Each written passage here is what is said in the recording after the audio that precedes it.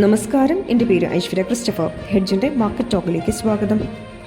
NSE F&O കാലാവധി ചൊവ്വാഴ്ചയിലേക്ക് മാറ്റുന്നു.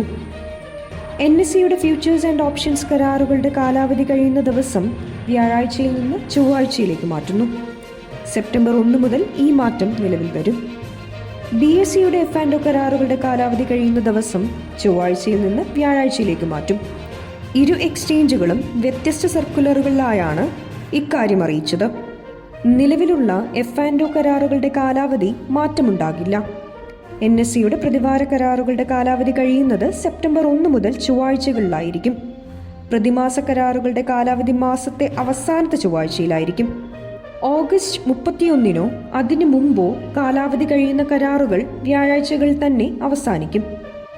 നേരത്തെ കഴിഞ്ഞ ഏപ്രിൽ 4 മുതൽ നിഫ്റ്റി ഫ്യൂച്ചേഴ്സ് ആൻഡ് ഓപ്ഷൻസ് കരാറുകളുടെ കാലാവധി കഴിയുന്ന ദിവസം വ്യാഴാഴ്ചയിൽ നിന്ന് തിങ്കളാഴ്ചയിലേക്ക് മാറ്റാനുള്ള NSEയുടെ നീക്കം സെബിയുടെ ഇടപെടലിനെ തുടർന്ന് ഉപേക്ഷിക്കേണ്ടി വന്നിരുന്നു.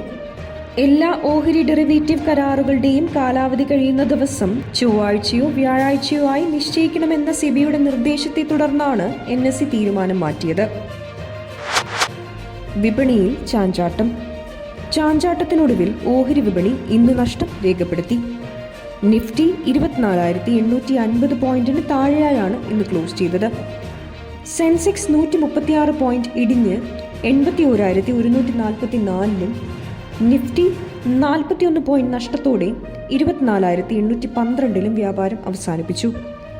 1,486 ഓഹരികൾ നേട്ടം രേഖപ്പെടുത്തിയപ്പോൾ 2,342 ഓഹരികളുടെ വിലയിടിഞ്ഞു. 131 ഓഹരികളുടെ വിലയിൽ മാറ്റമില്ല. TCS, Adani ports, Hindustan Unilever, JSW steel, Adani enterprises എന്നിവയാണ് ഇന്ന് കൂടുതൽ നഷ്ടം നേരിട്ട നിഫ്റ്റി ഓഹരികൾ. IndusInd bank, Titan company, trend, Maruti Suzuki, Mahindra and Mahindra എന്നിവയാണ് ഇന്ന് നേട്ടത്തിൽ മുന്നിൽ നിന്ന നിഫ്റ്റി ഓഹരികൾ.